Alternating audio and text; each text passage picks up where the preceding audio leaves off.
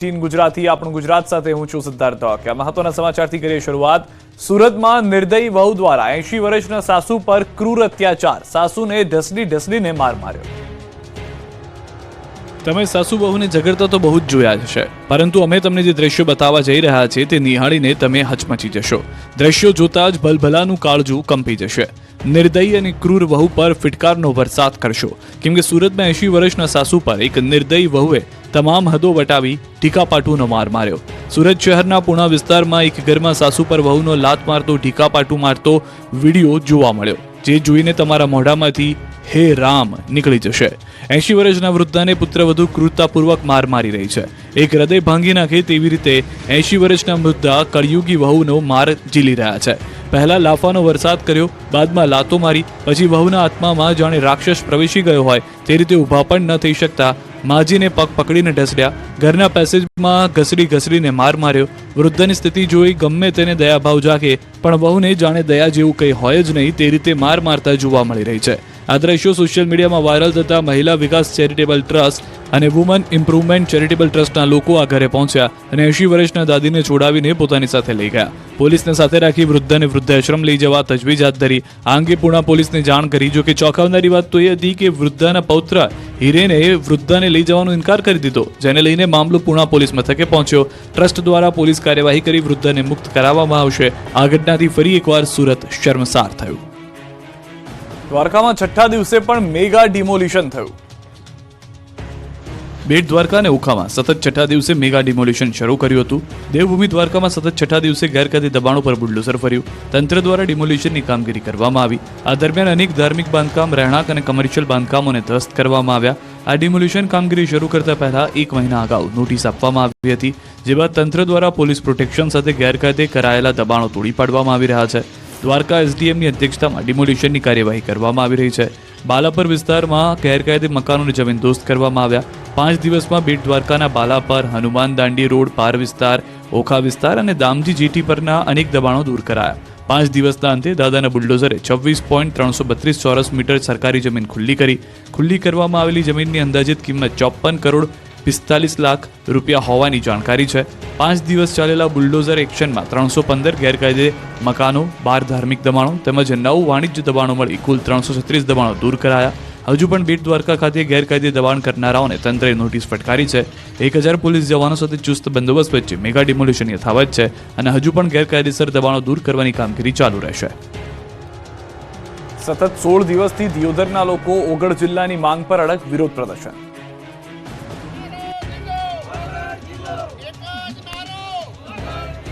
એક જ માંગણી, ઓગળ જિલ્લાના નારાઓથી દિયોદરના રસ્તાઓ ગુંજી ઉઠ્યા। ઓગળ જિલ્લો બનાવવાની માંગ સાથે ગુરુવારે મહારેલી કાઢી। બનાસકાંઠા જિલ્લાનું વિભાજન કરીને નવો વાવ થરાદ જિલ્લો બનાવતા દિયોદરના સ્થાનિક લોકો દિયોદરને જિલ્લો બનાવી આંગળ નામ આપો તેવી માંગ સાથે છેલ્લા 15 દિવસથી વિરોધ કરી રહ્યા છે। દિયોદરમાં પહેલા વેપારીઓએ બજારો બંધ રાખીને વિરોધ કર્યો, તે બાદ છેલ્લા 10 દિવસથી ઓગળ સંકલન સમિતિ દ્વારા ધરણા પ્રદર્શન કરાયું। ત્યારે ગુરુવારે દિયોદરના સ્થાનિકો, આગેવાનો, વિવિધ સંગઠનો અને નેતાઓ દ્વારા દિયોદરના ધરણા સ્થળથી ઓગળ ગામ સુધી વિશાળ વાહન રેલીનું આયોજન કરાયું। આ રેલી દિયોદરથી 15 કિલોમીટર દૂર આંગળધામ ખાતે પહોંચીને ત્યાં મહાયજ્ઞ કરશે અને સરકાર દિયોદરને જિલ્લો બનાવે તેવી માંગ કરી। રેલીમાં હજારો લોકો જોડાયા। મહિલાઓ, વૃદ્ધો, બાળકો, યુવાનો સહિતના લોકોએ પોસ્ટર, બેનર સાથે રેલીમાં જોડાઈ ઓગળ જિલ્લો બનાવવા ઉગ્ર માંગ કરી। ત્યારબાદ ઓગળધામ ખાતે દિયોદર જિલ્લો બને તે માટે હવન કરાયો, જેમાં અનેક સંગઠનો, રાજકીય નેતાઓ, આગેવાનો સહિત મોટી સંખ્યામાં લોકો જોડાયા। બીજી તરફ બનાસકાંઠામાં વિભાજન મુદ્દે વધુ એક ભુવાજીનો વિડીયો વાયરલ થયો। વાયરલ વિડીયોમાં ભુવાજી દાવો કરી રહ્યા છે કે ધાનેરા તો બનાસકાંઠામાં જ રહેશે। ધૂણતા ભુવાજી આ વેણી આપી રહ્યા છે, જે બોલને સામે બેસેલા વ્યક્તિઓ ઝીલી રહ્યા છે। વાયરલ વિડીયોમાં ભુવાજી ચુંદડી ઓઢીને ધૂણી રહ્યા છે અને ધાનેરા તાલુકા અંગે માતાજીના નામે દાવો કરી રહ્યા છે। તો બનાસકાંઠા ઓગળ જિલ્લાની માંગ વધુ રસપ્રદ બની। ઓગળ જિલ્લા મામલે મહારેલી અને મહાયજ્ઞ। ઓગળ જિલ્લા મામલે ભાજપ ધારાસભ્ય ખુલીને બોલ્યા, પ્રજાની લાગણી સરકાર સુધી પહોંચાડીશ। કેશાજીએ કહ્યું, હું આવ્યા મળવા અને બેસાડ્યો દળવા। કેશાજીએ કહ્યું કે પરોક્ષ રીતે ઓગળ જિલ્લાનું સમર્થન એક કરતા હોય તેવું નિવેદનમાં છે। આ તરફ મહુવાના તલગાજરડામાં ચિત્રકૂટ એવોર્ડ દરમિયાન મોરારી બાપુએ ધારાસભ્યની હાજરીમાં મંચ પરથી કરી હળવા મૂડમાં માંગણી। મહુવા જિલ્લો બને એવી ઈચ્છા દર્શાવી રામકથાકાર મોરારી બાપુએ હળવાશમાં જાહેર મંચ પરથી કહ્યું હતું કે મહુવાને પણ જિલ્લો બનાવવાનો લાભ મળે. આ ઉપરાંત વિદ્યા સહાયકના પગાર વધારા પર મોરારી બાપુ બોલ્યા. મહુવા તો આપણો જિલ્લો નથી એટલે હજી એમાં નહીં મેળ થાય. ધારાસભ્ય શ્રી બેઠા છે, જ્યારે કદાચ મહુવાને આવો લાભ મળે એટલે મારા આનંદની વાત તો એ છે કે જેમ જેમ જિલ્લા વધે એમ મને વંદના કરવાનો વધારે મોકો મળે. 100 રૂપિયાની રકઝકમાં રાજકોટમાં પેટ્રોલ બોમ્બથી હુમલો. બાઇક પર 4 શખ્સો આવ્યા અને હોટલ પર પેટ્રોલ બોમ્બ ફેંકી ભાગી ગયા. પછી મચી ગઈ નાસભાગ. હચમચાવી નાખનારા દ્રશ્યો છે રાજકોટના. સૌરાષ્ટ્ર યુનિવર્સિટી રોડ પર આવેલી નકળંગ ચાની કિટલી પર એક શખ્સે પાન મસાલાના પૈસા આપવા બાબતે અને સીસીટીવી ચેક કરવા બાબતે માથાકૂટ કરી. 100 રૂપિયા મુદ્દે હોટલ સળગાવી દેવા. રાત્રે 1:30 વાગે 4 મિત્રોએ ચાની હોટલ પર આવી પેટ્રોલ બોમ્બ ઝીકી પોલીસની આબરૂના તેજાગરા ઉડાડ્યા. કાચની બોટલમાં પેટ્રોલ નાખી વાડથી સળગાવી રહેલા શખ્સો કેમેરામાં કેદ થયા. ઘટનાને પગલે હાજર લોકોમાં નાસભાગ મચી ગઈ. આ અંગે પોલીસે ગુનો નોંધી તપાસ હાથરી. તપાસમાં ખુલાસો થયો છે કે નકળંગ ટી સ્ટોલ નામે હોટલ ધરાવતા જીલાભાઈ રાત્રે પોતાની હોટલે હતા ત્યારે વિસ્તારના આવાસ ક્વાર્ટર્સમાં રહેતો જયદીપ રામાવત હોટલ ગયો હતો અને ચાની હોટલની સાથેની પાનની દુકાનથી ફાકી ખરીદી હતી. ત્યારબાદ પાનની દુકાન સંભાળી રહેલા સાહિલ નામના યુવક સાથે પૈસા મુદ્દે માથાકૂટ શરૂ કરી હતી. સાહિલે ₹50 આપ્યાનું કહ્યું હતું જ્યારે જયદીપે ₹100ની નોટ આપ્યાનું રિટર્ન કર્યું. બંને વચ્ચે બોલાચાલી થઈ અને તે સાંભળી નકલંગ હોટલના સંચાલક જીલાભાઈ ઉર્ફે મુન્નાભાઈ ₹100ની નોટ પરત કરી દેવા માટે સાહિલને કહેતા જયદીપ રામાવત ઉશ્કેરાયો અને હોટલના સીસીટીવી ફૂટેજ ચેક કરીને પછી વાત કરો તેમ કહી ધમાલ શરૂ કરી. ત્યારબાદ રાત્રિના 1:14 હોટલ પર 2 બોટલના ઘા થયા હતા અને ધડાકા સાથે આગ ફાટી નીકળી હતી. પેટ્રોલ બોમ્બના 2 ઘા ઝીકાતા હાજર લોકોમાં ફફડાટ ફેલાઈ ગયો હતો. ઘટનાની જાણ કરાતા યુનિવર્સિટી પોલીસની ટીમ સ્થળ પર પહોંચી હતી. પેટ્રોલના સેમ્પલ લઈને FSLમાં મોકલાયા છે.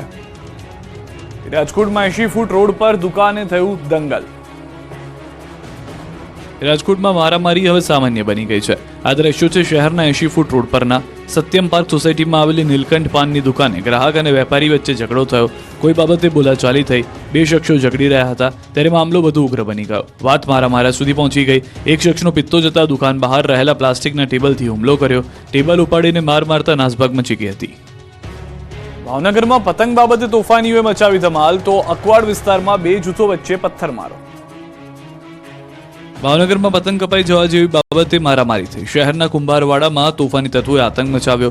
ઉત્તરાયણે અગાસી પર પતંગ ચગાવી રહ્યા હતા તે સમયે પતંગ કપાઈ જતા બીભત્સ શબ્દો બોલતા મામલો ઉગ્ર બન્યો.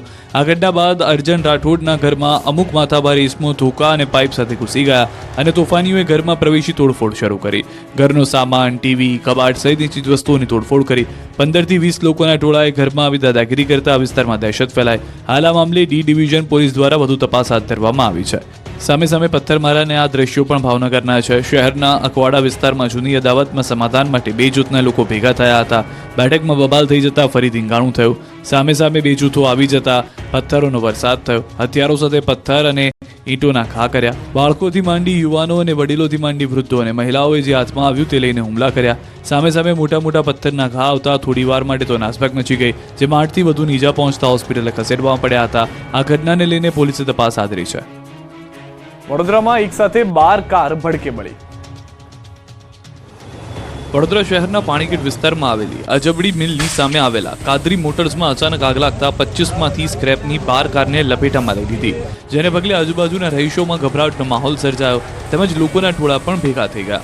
આગની ફાયર બ્રિગેડને જાણ કરતા પાણીગેટ ફાયર સ્ટેશનથી ટીમ આવી સતત પાણીનો મારો ચલાવી આગ પર કાબુ મેળવવાની પ્રક્રિયા હાથ ધરી. ભારે જહેમત બાદ આગ કાબુમાં આવતા આજુબાજુના લોકોએ પણ રાહતનો શ્વાસ લીધો. પાણીગેટ અજબડી મિલ પાસે આવેલા કાદરી મોટર્સ એટલે કે AM મોટર્સમાં વાસી ઉત્તરાયણે રાત્રે આગ લાગી હતી. ખુલ્લા મેદાનમાં કુલ 25 કાર પડી હતી. આગ લાગતા 12 કાર બળીને ખાખ થઈ ગઈ હતી. ફાયર લાશ્કરોએ આગ પર કાબુ મેળવતા અન્ય કાર બચી ગઈ હતી.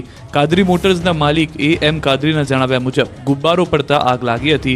જોકે ફાયર બ્રિગેડે આગ કેમ લાગી તે અંગે કોઈ કારણ સ્પષ્ટ કર્યું ન હતું. સ્થાનિકોના મતે એક બાદ એક કારની ગેસના 3 બોટલ ફૂટ્યા હતા. 500 થી 600 મીટરના અંતરે ખૂબ જોરથી અવાજ આવ્યા હતા. તમામ સ્થાનિકો ડરી ગયા હતા. સ્થાનિકો મુજબ જ્યાં આગ લાગી ત્યાં ઘણા અસામાજિક બેસીને નશો કરે છે. ભંગારનો ધંધો કરતા લોકોએ દબાણ કર્યું છે. મેદાનમાં આસપાસના 4 ભંગારવાળા પોતાનો ભંગાર ત્યાં મૂકી જાય છે. નંબર વગરની કાર, ચોરીની પણ ઘણી વસ્તુઓ ત્યાં પડેલી હોય છે. દમણના દરિયે બોટમાં લાગી આગ. બોટમાં ભીષણ આગ લાગતા અફરાતફરી મચી ગઈ. દમણના દરિયા કિનારે લાંગરેલી એક બોટમાં અચાનક આગ લાગી. થોડી જ વારમાં બોટમાંથી ધુમાડા નીકળતા આસપાસના લોકો એકઠા થયા અને ફાયર બ્રિગેડને જાણ કરી. ઘટનાની જાણ થતાં જ ફાયર બ્રિગેડની ટીમ તાત્કાલિક સ્થળ પર પહોંચી હતી અને બોટમાં લાગેલી આગ પર કાબુ મેળવવા પ્રયાસ કર્યા. આખરે ભારે જહેમત બાદ બોટમાં લાગેલી આગ પર કાબુ મેળવવામાં સફળતા મળી. જોકે એ પહેલા બોટના આગળના હિસ્સામાં મોટું નુકસાન થયું. આ ઘટનામાં કોઈ ઈજા કે જાનહાની થઈ ન હતી, પરંતુ આગ લાગવાનું કારણ હજુ સુધી જાણી શકાયું નથી. રાજકોટથી સમાચાર. બે કાર વચ્ચે અકસ્માત. ઇન્દિરા સર્કલ પાસે અકસ્માત સર્જાયો છે. પૂર ઝડપ જતી થાર અને અન્ય એક કાર સાથે અકસ્માત થયા હોવાના સમાચાર છે. 4 લોકોને સામાન્ય ઈજાઓ પહોંચી છે. અકસ્માતની ઘટના સીસીટીવીમાં કેદ થઈ છે. કારનો સાઈડનો ભાગ ક્ષતિગ્રસ્ત થયો છે. બનાવ સંદર્ભે પોલીસે તપાસ હાથ ધરી છે. અમદાવાદના વિશાલા પાસેના શાસ્ત્રી બ્રિજ પર અકસ્માત. શાસ્ત્રી બ્રિજ પર નારોલ તરફના છેડે અકસ્માતની ઘટના. અકસ્માતમાં એક યુવતીનું મોત. ટ્રાફિક પોલીસે ઘટના સ્થળ પર પહોંચી તપાસ શરૂ કરી. અજાણ્યા વાહન ચાલકની અડફેટે અકસ્માતમાં યુવતીનું મોત. મૃતક લાંભાની રહેવાસી 24 વર્ષીય ભાવિ હરેશકુમાર મોદી નામની યુવતી એક્ટિવા લઈ પસાર થતી હતી, જે દરમિયાન અકસ્માત થયો. એમ ડિવિઝન ટ્રાફિક પોલીસે અકસ્માતે મોત નોંધી શરૂ કરી તપાસ. જામનગરના લથીપર ગામ પાસે અકસ્માત. સ્ટીયરિંગ પરથી કાબુ ગુમાવતા સર્જાયો અકસ્માત. કારમાં સવાર 5માંથી 3ના મોત થયા છે. 2 ઇજાગ્રસ્તોની હોસ્પિટલમાં સારવાર ચાલુ છે.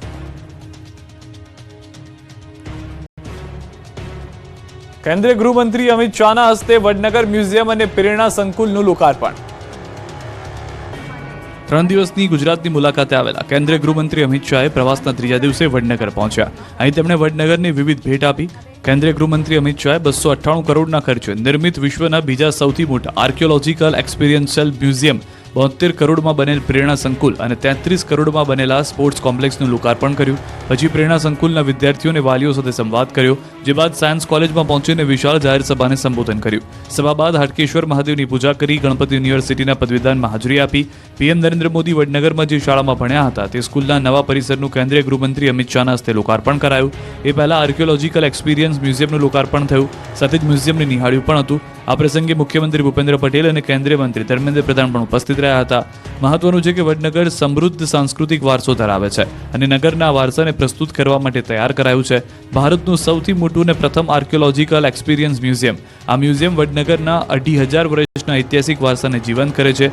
મ્યુઝિયમમાં ઈસવીસન પૂર્વે 800થી શરૂ કરીને 7 અલગ અલગ સંસ્કૃતિના તબક્કાઓ રજૂ કરવામાં આવ્યા છે. મહત્વનું છે કે અમિત શાહે જે પ્રેરણા સ્કૂલનું લોકાર્પણ કર્યું એ સ્કૂલમાં વડાપ્રધાન નરેન્દ્ર મોદી 1962થી 1967 સુધી ધોરણ 8થી 11માં ભણેલા છે. 1888માં સ્થપાયેલી વર્નાક્યુલર સ્કૂલના એ જ વર્ગખંડમાં વિદ્યાર્થીઓને શિક્ષણ આપવામાં આવે છે. ગુજરાતમાં 24,700 જગ્યાઓ પર કરાશે શિક્ષકોની ભરતી. સરકારી શિક્ષકો બનવા માંગતા હોય તેવા યુવાનો માટે ખુશીના સમાચાર આવ્યા છે. ગુજરાતમાં 24,700 જગ્યાઓ પર કરાશે શિક્ષકોની ભરતી. લાંબા સમયથી ટેટ ટાટ પાસ ઉમેદવારો ભરતીની માંગ કરી રહ્યા છે, ત્યારે મેરિટના આધારે 24,000